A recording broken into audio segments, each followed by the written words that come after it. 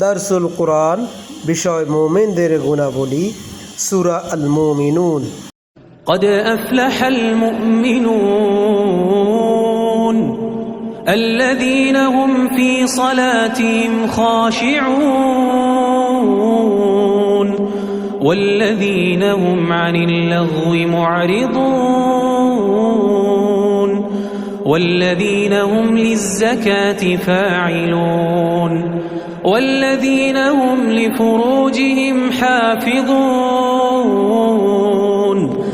إلا على أزواجهم أو ما ملكت أيمانهم فإنهم غير ملومين فمن ابتغى وراء ذلك فأولئك هم العادون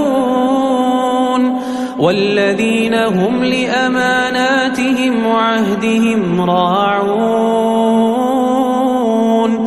والذين هم على صلواتهم يحافظون أولئك هم الوارثون الذين يرثون الفردوس هم فيها خالدون। সরল অনুবাদ। ১. নিশ্চিতভাবেই সফলকাম হয়েছে মুমিনরা। ২. যারা নিজেদের নামাজে বিনয়ী ও নম্র। ৩. যারা বাজে বা বেহুদা কথা কাজ থেকে দূরে থাকে। ৪. যারা তাজকিয়া বা পরিশুদ্ধির ব্যাপারে কর্মতৎপর হয়। ৫. এবং যারা নিজেদের লজ্জাস্থানের হেফাজত করে। ৬. তবে তাদের স্ত্রীদের ও মালিকানাভুক্ত দাসীদের ক্ষেত্রে না রাখলে তারা তিরস্কৃত হবে না। ৭. তবে যদি কেউ তাদের ছাড়া অন্য কাউকে যৌন ক্ষুধা মেটাবার জন্য কামনা করে তবে তারা হবে সীমালঙ্ঘনকারী। ৮. এবং যারা তাদের আমানতসমূহ এবং ওয়াদা চুক্তির অঙ্গীকার রক্ষণাবেক্ষণ করে। ৯. এবং যারা তাদের নামাজসমূহ যথাযথভাবে সংরক্ষণ করে। ১০. তারাই এসব গুণের অধিকারী উত্তরাধিকার লাভ করবে। ১১. তারা উত্তরাধিকার হিসাবে ফিরদৌস পাবে এবং সেখানে চিরদিন থাকবে। নামকরণ। সূরার নামকরণ দুই ভাবে হয়ে থাকে। ১. বহুল আলোচিত শব্দ, শব্দভিত্তিক, যেমন নাস, ফালাক। ২. বিষয়ভিত্তিক, যেমন সূরা ফাতিহা। ইখলাসে সূরাটি প্রথম আয়াতের আল মুমিনুন শব্দ থেকে নামকরণ করা হয়েছে। নাজিলের সময়কাল। শানে নুজুল সূরার বর্ণনাভঙ্গি ও বিষয়বস্তুর উৎস হতে এটি প্রমাণিত হয় যে এটি নবী সাল্লাল্লাহু আলাইহি ওয়াসাল্লাম এর মাক্কি জীবনের মাঝামাঝি সময়ে নাজিল হয়েছে। প্রেক্ষাপটে এ কথা স্পষ্ট যে এ সময় নবী সাল্লাল্লাহু আলাইহি ওয়াসাল্লাম ও কাফেরদের মধ্যে দ্বন্দ্ব চলছিল, কিন্তু তখনও অত্যাচার চরমে পৌঁছেনি। ৭৫-৭৬ আয়াত থেকে মক্কায় দুর্ভিক্ষের সময় মাক্কি যুগের মধ্যভাগে উরওয়া ইবনে জুবাইর রাদিয়াল্লাহু আনহু হতে বর্ণিত, এ সূরাটি নাজিল হবার পূর্বেই উমর রাদিয়াল্লাহু আনহু ইসলাম গ্রহণ করেন। তিনি আব্দুর রহমান ইবনে আব্দুল কারির বরাত দিয়ে হযরত উমর রাদিয়াল্লাহু আনহু উক্তি উদ্ধৃত করেন। উমর রাদিয়াল্লাহু আনহু বলেন, একদিন ওহীর বিশেষ অবস্থা, মৌমাছির ন্যায় গুঞ্জনের লক্ষ্য করে ওহী শোনার জন্য থেমে গেলাম। ওহীর অবস্থা কেটে গেলে রাসূল সাল্লাল্লাহু আলাইহি ওয়াসাল্লাম বললেন, এক্ষণে 10টি আয়াত নাজিল হয়েছে। যদি কেউ এই আয়াতগুলি পুরোপুরি পালন করে সে সোজা জান্নাত যাবে। অতঃপর তিনি উপরোল্লিখিত 10টি আয়াত পাঠ করে শোনান। বিষয়বস্তু ও আলোচ্য বিষয়। এই সূরাটির মূল বিষয়বস্তু হচ্ছে রাসূল সাল্লাল্লাহু আলাইহি ওয়াসাল্লাম এর আনুগত্য। তিলাওয়াতকৃত 11টি আয়াতের মূল বিষয়বস্তু হল, যেসব লোক এই নবীর কথা মেনে নেবে তাদের মধ্যে এসব গুণ সৃষ্টি হবে আর সন্দেহে দুনিয়া ও আখিরাতে কল্যাণ লাভ করবে। ইমাম নাসাই তার কিতাবের তাফসির অধ্যায়ে ইয়াজিদ ইবনে কাবনুস থেকে বর্ণনা করেছেন যে তিনি হযরত আয়েশা রাদিয়াল্লাহু আনহু এ প্রশ্ন করেছিলেন, রাসূল সাসমাইলি এর চরিত্র কেমন ছিল? তিনি বলেন, তার চরিত্র কোরআনে বর্ণিত আছে। অতঃপর তিনি এই 10টি আয়াত তেলাওয়াত করে শোনান এবং বলেন, এসব ছিল রাসূল সাল্লাল্লাহু আলাইহি ওয়াসাল্লাম এর চরিত্র।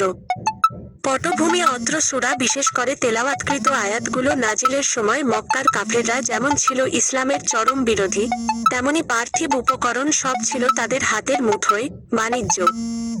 অপরদিকে মুসলমানদের অবস্থা ছিল শোচনীয়, আর্থিক ও সামাজিক অবস্থানগত। এই অবস্থায় কাফেররা নিজেদের অধিক সফল এবং মুসলমানদের ব্যর্থ মনে করত। তখন মুমিনদের প্রকৃত সফলতার ঘোষণা দিয়ে এই আয়াতগুলি নাজিল করেন। প্রকৃত সফলতার অর্থ তাফসীরকারকগণ ব্যাখ্যা করেছেন, কোনো একটি সুন্দর দালানে এক ব্যক্তি 5 দিন থাকতে পারবে এবং যদি কুঁড়ে ঘরে থাকে তবে সারা জীবন থাকতে পারবে। এক্ষেত্রে একজন বুদ্ধিমান কোনটি বেছে নেবে? অথচ আখিরাতে চিরজীবনের জন্য সুন্দর ব্যবস্থা আছে। সংক্ষিপ্ত ব্যাখ্যা অর্থ নিশ্চিতভাবে সফলকাম হয়েছে মুমিনরা। এখানে মুমিন বলতে তারা, যারা রাসূল সাল্লাল্লাহু আলাইহি ওয়াসাল্লাম এর উপর ঈমান এনে তার আনীত বিধান মেনে নিয়েছে এবং তার দেখানো জীবনপদ্ধতি অনুসরণ করেছে। নিশ্চিতভাবেই সফলতা লাভ দিয়ে বাক্য শুরু করার তাৎপর্য বুঝতে হলে নাজিলের পরিবেশকে সম্মুখে রেখে ব্যাখ্যা দরকার। 1. কাফিরদের ইসলাম বিরোধিতা। 2. সামাজিক ও আর্থিক উন্নতি। 3. মুসলমানদের সামাজিক ও আর্থিক পশ্চাৎপদতা।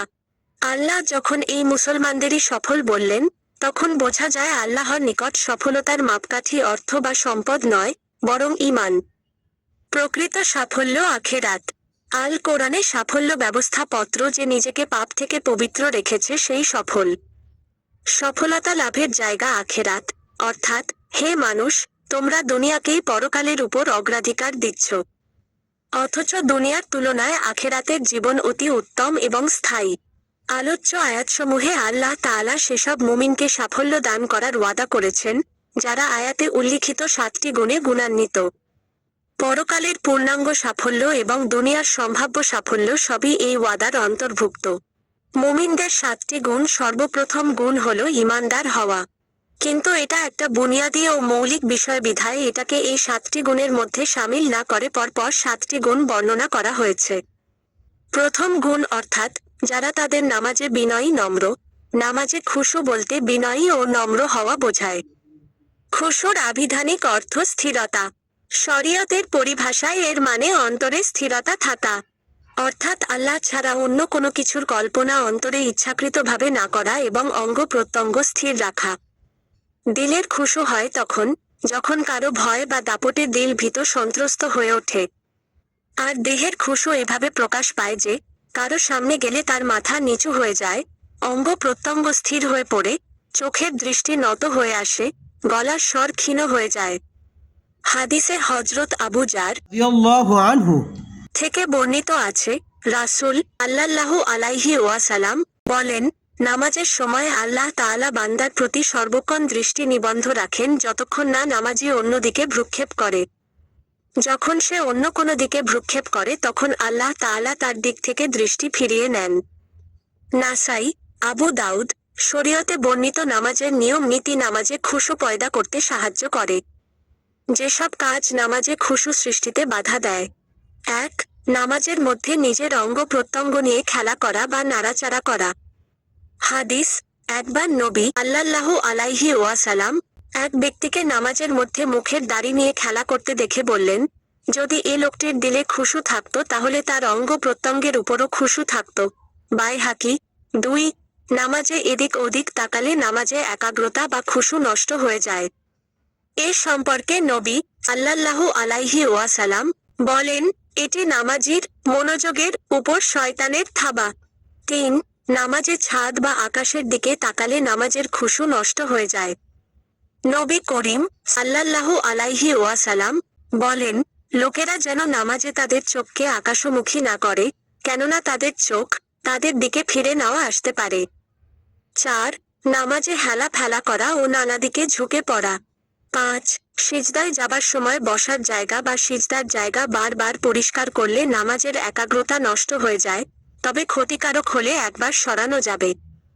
মহানবী সাল্লাল্লাহু আলাইহি ওয়াসাল্লাম বলেন, কোনো ব্যক্তি যেন নামাজের অবস্থায় সিজদার জায়গা হতে কাঁকর না সরায়, কেননা আল্লাহর রহমত নামাজি ব্যক্তির উপর প্রসারিত হয়। আহমেদ, নাসাই, তিরমিজি, আবু দাউদ, ইবনে মাহ। 6. একটানা গর্দান খাড়া করে দাঁড়ানো এবং খুব কর্কশ স্বরে কোরআন পড়া কিংবা গীতের স্বরে কোরআন পাঠ। 7. জোরে জোরে হাই এবং ঢেকুর তোলা। ইচ্ছা করে গলা খাকারি বা কাশি দিলে নামাজের একাগ্রতা নষ্ট হয়। রাসূল সাল্লাল্লাহু আলাইহি ওয়াসাল্লাম বলেন, নামাজে হাই ওঠে শয়তানের প্রভাব থেকে। যদি কারো হাই ওঠে তার উচিত সে যেন সাধ্যমতো হাই প্রতিরোধ করে। মুসলিম, তিরমিজি। 8. তাড়াহুড়ো করে নামাজ আদায় করা। নামাজে রুকু, সিজদা, কিয়াম সঠিকভাবে আদায় না করা। নবী সাল্লাল্লাহু আলাইহি ওয়াসাল্লাম বলেন, মদখোর, ব্যভিচারী ও চুরি করা কবিরা গুনাহ এবং তার সাজাও খুব, তবে সবচেয়ে জঘন্য চুরি হলো সেই যে ব্যক্তি নামাজে চুরি করে। সাহাবীরা বললেন, নামাজে কিভাবে চুরি হয়? রাসূল সাল্লাল্লাহু আলাইহি ওয়াসাল্লাম বললেন, নামাজে রুকু ও সিজদা ঠিকমতো না করা। মালিক, আহমেদ, দারেমি। 9. নামাজের সামনে পর্দায় কোনো ছবি থাকলে নামাজে খুশু বা একাগ্রতা নষ্ট হয়ে যায়। নামাজে খুশু সৃষ্টির জন্য যা করতে হবে। 1. আল্লাহ তাআলাকে সবসময় হাজির নাজির জানা। হাদিসে জিবরিলে ইহসান সম্পর্কে মহানবী সাল্লাল্লাহু আলাইহি ওয়াসাল্লাম কে প্রশ্ন করা হলে তার প্রতিউত্তরে তিনি বলেন, তুমি এভাবে আল্লাহর ইবাদত করবে নামাজে যেন তুমি আল্লাহকে দেখতে পাচ্ছ। আর যদি তোমার পক্ষে এটা সম্ভব না হয়, তবে তুমি অবশ্যই মনে করে নেবে যে আল্লাহ তোমাকে দেখছেন। 2. নামাজে পঠিত দোয়া, কালাম অন্তর থেকে পড়া। 3. নামাজে খুশু সৃষ্টি করার জন্য নামাজীর দৃষ্টি সিজদার দিকে থাকবে। 4. নামাজে একাগ্রতা সৃষ্টির জন্য নামাজে যা পড়া হয় তার অর্থ জানা। দ্বিতীয় গুণ, যারা বেহুদা কাজ ও কথা থেকে দূরে থাকে। বলা হয় এমন প্রতিটি কাজ এবং কথাকে যা অপ্রয়োজনীয়, অর্থহীন ও নিষ্ফল, যেসব কথা এবং কাজের কোনোই ফল নেই। এর অর্থ উচ্চস্তরের গুনাহ, যাতে ধর্মীয় উপকার তো নেই বরং ক্ষতি বিদ্যমান। রাসূল সাল্লাল্লাহু আলাইহি ওয়াসাল্লাম বলেন, মানুষ যখন অনর্থক বিষয়াদি ত্যাগ করে তখন ইসলাম সৌন্দর্যমণ্ডিত হয়। আল্লাহ বলেন, যখন এমন কোনো জায়গা দিয়ে তারা চলে যেখানে বাজে কথা হতে থাকে অথবা বাজে কাজের মহড়া চলে, তখন তারা ভদ্রভাবে সে জায়গা অতিক্রম করে চলে যায়। আল ফুরকান -72। মুমিনের মাঝে সবসময় দায়িত্ব অনুভূতি জাগ্রত থাকে। তার কাছে দুনিয়াটা পরীক্ষাগার। পরীক্ষার হলে নির্দিষ্ট সময়ে সবকিছু করতে হয়। ফুটবল, ক্রিকেট খেলা দেখায় পার্থিব বা আখিরাতের কোনো কল্যাণ নেই। তৃতীয় গুণ, যারা জাকাত বা পরিশুদ্ধির ব্যাপারে কর্মতৎপর হয়। জাকাত দেয়া বা জাকাতের পথে কর্মতৎপর, সক্রিয় হওয়ার মধ্যে অর্থের দিক দিয়ে বিকট পার্থক্য বিদ্যমান। মুমিনদের বৈশিষ্ট্য হিসেবে কুরআনের বিশেষ ধরনের অর্থের দিকে ইঙ্গিত করা হয়েছে। এটা বলার পেছনে তাৎপর্য, আরবি ভাষায় জাকাত শব্দের দুটি অর্থ বিদ্যমান। 1. পবিত্রতা, পরিশুদ্ধতা, পরিশুদ্ধি। 2. বিকাশ সাধন, কোনো জিনিস সাধনে যেসব জিনিস প্রতিবন্ধক হয়ে দাঁড়ায় সেসব দূর করা এবং তার মৌলবস্তুকে বিকশিত ও সমৃদ্ধ করা। এই দুটি ধারণা মিলিয়ে জাকাতের পরিপূর্ণ ধারণা সৃষ্টি হয়। তারপর এই শব্দটি ইসলামী পরিভাষায় ব্যবহৃত হলে এর দুটি অর্থ প্রকাশ পায়। 1. এমন সম্পদ যা পরিশুদ্ধ করার উদ্দেশ্যে বের করা হয়। 2. পরিশুদ্ধ করার মূল কাজটি। যদি বলা হয়, তবে এর অর্থ হবে তারা সম্পদ পরিশুদ্ধির উদ্দেশ্যে সম্পদের একটি অংশ নেয়। কিন্তু যদি বলা হয়, তবে তার অর্থ হবে তারা পবিত্রতা, পরিশুদ্ধতা, তাজকিয়ার কাজ করছে। এ অবস্থায় ব্যাপারটি শুধুমাত্র আর্থিক জাকাত আদায়ের মধ্যে সীমাবদ্ধ থাকে না, বরং এর অর্থ ব্যাপক হবে। যেমন আত্মার পরিশুদ্ধি, চরিত্রের পরিশুদ্ধি, জীবনের পরিশুদ্ধি, তার পারিবারিক পরিশুদ্ধি, সমাজ এবং রাষ্ট্রের পরিশুদ্ধি, অর্থের পরিশুদ্ধি, উপরোক্ত প্রত্যেকটি দিকের পরিশুদ্ধি পর্যন্ত এর ব্যাপ্তি ছড়িয়ে পড়বে। এছাড়া এর অর্থ কেবল নিজেরই জীবনের পরিশুদ্ধি পর্যন্ত সীমাবদ্ধ থাকবে না, বরং নিজের চারপাশের জীবনের পরিশুদ্ধি পর্যন্ত বিস্তৃত হয়ে পড়বে। কুরআনের অন্যত্র আল্লাহ বলেন, কল্যাণ ও সফলতা লাভ করল সে, যে পবিত্রতার কাজ করল এবং নিজের রবের নাম স্মরণ করে নামাজ পড়ল। সূরা আ-লা। আল্লাহ বলেন, সফলকাম হলো সে, যে নিজের নফসকে পবিত্র বা তাজকিয়া করল। আর ব্যর্থ হলো সে যে নিজেকে কলুষিত করল। এ আয়াতে গোটা সমাজ জীবনের কথা বলা হয়েছে। চতুর্থ গুণ, অর্থ এবং যারা লজ্জাস্থানের হেফাজত করেন। তবে তাদের স্ত্রীদের এবং মালিকানাভুক্ত দাসীদের ক্ষেত্রে সংযত না করলে তারা তিরস্কৃত হবে না। তবে কেউ যদি এদের ছাড়া অন্য কাউকে কামনা করে, তবে এক্ষেত্রে তারা হবে সীমালঙ্ঘনকারী। লজ্জাস্থান হেফাজত করার দুটি অর্থ হতে পারে: 1. নিজের লজ্জাস্থান ঢেকে রাখা। 2. যৌন শক্তি ব্যবহারের ক্ষেত্রে লাগামহীন না হওয়া। এটি প্রাসঙ্গিক বাক্য। লজ্জাস্থানের হেফাজত করে, বাক্য থেকে সৃষ্ট বিভ্রান্তি দূর করার জন্য। লজ্জাস্থানের সাধারণ হুকুম থেকে দু ধরনের লোককে বাদ দেয়া হয়েছে। 1. স্ত্রী। শব্দটি আরবি ভাষায় পরিচিত ব্যবহার এবং কুরআনের স্পষ্ট বক্তব্য অনুযায়ী যেসব নারী। 2. বলতে এমন বাদী যার উপর মানুষের মালিকানা অধিকার আছে। সুতরাং মালিকানাধীন দাসীদের যৌন সম্পর্ক বৈধ এবং বৈধতার ভিত্তি বিয়ে নয়। কারণ এখানে স্ত্রী ও দাসী আলাদাভাবে বর্ণনা করা হয়েছে। এ বাক্যটি উপরোক্ত দুটি পন্থা ছাড়া কামনা চরিতার্থ করার যাবতীয় পথ অবৈধ করেছে। হারাম উপায়গুলি। জিনা যেমন হারাম, তেমনি হারাম নারীকে বিয়ে করাও জিনার মধ্যে গণ্য। স্ত্রী অথবা দাসীর সাথে হায়েজ নেফাস অবস্থায় কিংবা অস্বাভাবিক পন্থায় সহবাস হারাম। পুরুষ, বালক বা জীবজন্তুর সাথে কামনা চরিতার্থ করা হারাম। অধিকাংশ তাফসীরবিদগণের মতে হস্তমৈথুন এর অন্তর্ভুক্ত। এছাড়া যৌন উত্তেজনা সৃষ্টিকারী কোনো অশ্লীল বই পড়া, ছবি দেখা, উপরোক্ত সবকিছুই সীমালঙ্ঘনের মধ্যে গণ্য হবে। পঞ্চম ও ষষ্ঠ গুণ অর্থ যারা তাদের আমানতসমূহ এবং ওয়াদা বা প্রতিশ্রুতি রক্ষা করে। আমানত প্রত্যাহিজ, প্রত্যার্পণ করা। আমানত শব্দের অর্থ অত্যন্ত ব্যাপক। আবিধানিক অর্থে এমন একটি বিষয় শামিল যার দায়িত্ব কোনো ব্যক্তি বহন করে এবং সে বিষয়ে কোনো ব্যক্তির উপর আস্থা রাখা যায় ও ভরসা করা যায়। বিধায় আমানত শব্দটি বহুবচন অর্থে ব্যবহৃত। দু ধরনের আমানত সংক্রান্ত কথা: 1. হক্কুল্লাহ বা আল্লাহর হক। 2. হক্কুল ইবাদ বা বান্দার হক। 1. হক্কুল্লাহ শরীয়ত আরোপিত সকল ফরজ ও ওয়াজিব পালন করা এবং যাবতীয় হারাম ও মাকরুহ বিষয় থেকে দূরে থাকা। মানুষ আল্লাহর খলিফা, খিলাফতের দায়িত্ব পালনের আমানত রক্ষা করা। 2. হক্কুল ইবাদ কোনো ব্যক্তি বা সংগঠন কর্তৃক আরোপিত ধনসম্পদের আমানত। গোপন কথার আমানত। মজুর, শ্রমিক ও চাকরিজীবীদের জন্য যে কার্য সময় নির্ধারণ করে দেয়া হয় তা পালন। দায় দায়িত্বের আমানত, সংগঠন, ব্যক্তি, রাষ্ট্র, পরিবার পরিচালক হিসেবে। গণতান্ত্রিক দেশে ভোটারদের ভোট আমানত। রাসূল সাল্লাল্লাহু আলাইহি ওয়াসাল্লাম বলেন, তার ঈমান নেই যার আমানতদারি নেই। তাছাড়া মুনাফিকের যে 4টি বৈশিষ্ট্য তার একটি হলো, কোনো আমানত তার কাছে সোপর্দ করা হলে সে তার খেয়ান্ত করে। অঙ্গীকার পূর্ণ করা। অঙ্গীকার বলতে প্রথমত দ্বিপাক্ষিক চুক্তি বোঝায় যা কোনো ব্যাপারে উভয় পক্ষ অপরিহার্য করে নেয়। এরূপ চুক্তি পূর্ণ করা ফরজ। দ্বিতীয় প্রকার অঙ্গীকারকে ওয়াদা বলা হয়, অর্থাৎ একতরফাভাবে একজন অন্যজনকে কিছু দেয়ার বা কোনো কাজ করে দেয়ার অঙ্গীকার করা। হাদিসে আছে, ওয়াদাও এক প্রকার কসম। সপ্তম গুণ, যারা তাদের নামাজ সমূহকে যথাযথভাবে সংরক্ষণ করে। এখানে 5 ওয়াক্ত নামাজ মুস্তাহাব বা আওয়াল ওয়াক্তে যথাযথভাবে পাবন্দি সহকারে আদায় করা বোঝায়।